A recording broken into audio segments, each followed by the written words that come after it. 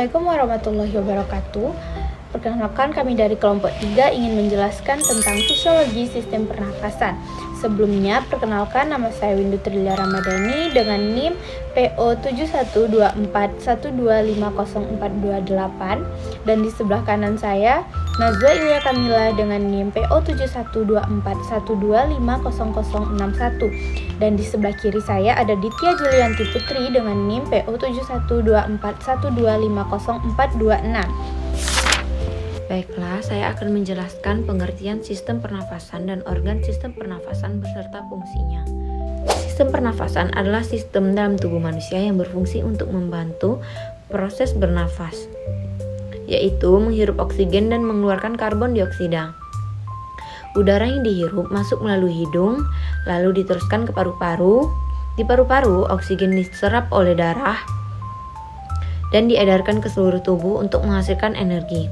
Sementara itu, karbon dioksida sebagai sisa pembakaran energi dikeluarkan kembali saat menghembuskan nafas. Selain berfungsi untuk pertukaran gas, sistem pernafasan juga berperan menjaga keseimbangan tubuh seperti mengatur kadar oksigen dan karbon dioksida dalam darah. Sistem ini bekerja sama dengan sistem peredaran darah agar sel-sel tubuh mendapatkan oksigen yang cukup dan melakukan aktivitas dan menghasilkan energi. Jika sistem pernafasan terganggu, maka proses pembentukan energi juga akan ikut terganggu dan tubuh menjadi lemas. Berikut fungsi organ-organ sistem pernafasan pada gambar. Yang pertama ada hidung. Fungsinya tempat masuknya udara, menyaring debu, serta menghangatkan dan melembabkan udara. Sinus membantu menghangatkan udara dan menghasilkan suara. Mulut, jalur alternatif masuk dan keluarnya udara. Faring atau tekak menghubung antara hidung atau mulut ke laring. Laring fungsinya saluran udara ke trakea dan tempat pita suara. Epiglotis katup yang mencegah makanan masuk ke saluran pernafasan. Trakea saluran utama udara menuju paru-paru. Bronkus kanan kiri cabang trakea yang menyalurkan udara ke paru-paru. Bronkiolus yaitu cabang kecil bronkus yang mengatur aliran udara. Alveolus tempat pertukaran gas oksigen dan karbon dioksida dengan darah. Paru-paru organ utama pernafasan yang berfungsi menyerap oksigen.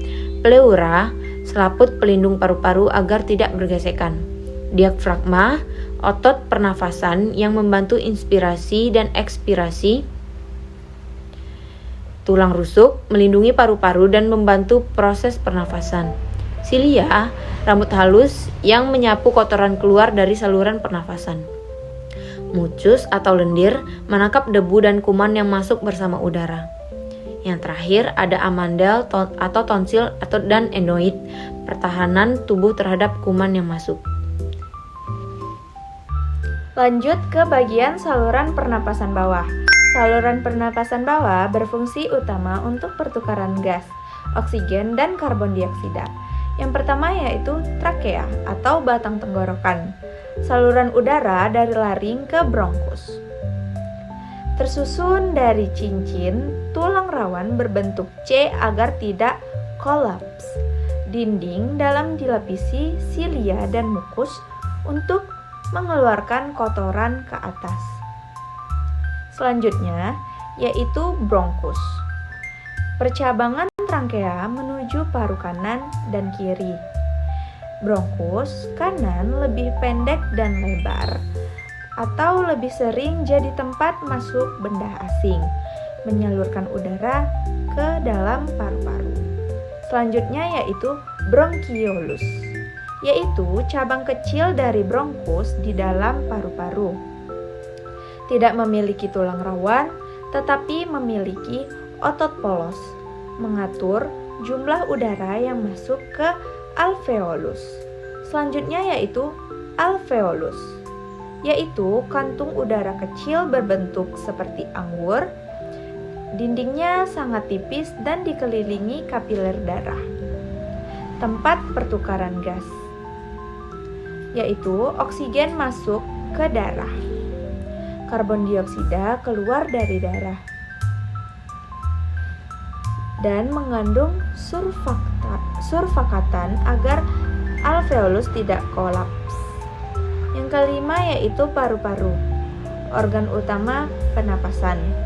Paru kanan terdiri dari 3 lobus, paru kiri 2 lobus, dilapisi oleh pleura yang mengurangi gesekan saat bernapas. Paru-paru. Paru-paru adalah organ utama dalam sistem pernapasan manusia. Organ ini berfungsi sebagai tempat pertukaran gas, yaitu oksigen dan karbon dioksida. Paru-paru terletak di dalam rongga dada dan dilindungi oleh tulang rusuk. Struktur paru-paru terdiri dari 2 bagian, yaitu paru kanan dan paru kiri. Paru-paru kanan memiliki 3 lobus, sedangkan paru-paru kiri hanya 2 lobus, karena berbagi ruang dengan jantung. Di dalam paru-paru terdapat bronkus, bronkiolus, dan alveolus. Jumlah alveolus sekitar 300 juta, sehingga luas permukaan pertukaran gas sangat besar. Selanjutnya, mekanisme pernapasan. Mekanisme pernapasan terdiri dari 2 proses utama, yaitu inspirasi dan ekspirasi. Proses ini terjadi karena adanya perubahan tekanan di dalam rongga dada. Selanjutnya, inspirasi. Saat inspirasi atau menghirup udara, diafragma berkontraksi dan mendatar. Rongga dada membesar, sehingga tekanan di dalam paru-paru menurun. Tekanan di dalam paru-paru menurun karena tekanan lebih rendah dari luar. Udara masuk ke paru-paru. Selanjutnya, ekspirasi. Saat ekspirasi atau menghembuskan udara, diafragma relaksasi dan melengkung ke atas. Rongga dada mengecil sehingga tekanan di dalam paru-paru meningkat. Akibatnya, udara keluar dari paru-paru. Selanjutnya, pertukaran gas. Pertukaran gas terjadi di alveolus melalui proses difusi. Oksigen masuk ke dalam darah dan diikat oleh hemoglobin. Sedangkan karbon dioksida dikeluarkan dari darah untuk dibuang melalui proses ekspirasi. Jadi, paru-paru berperan penting dalam menyediakan oksigen bagi tubuh dan membuang karbon dioksida. Dan mekanisme pernapasan terjadi melalui inspirasi dan ekspirasi yang dipengaruhi oleh kerja diafragma dan perubahan tekanan di rongga dada.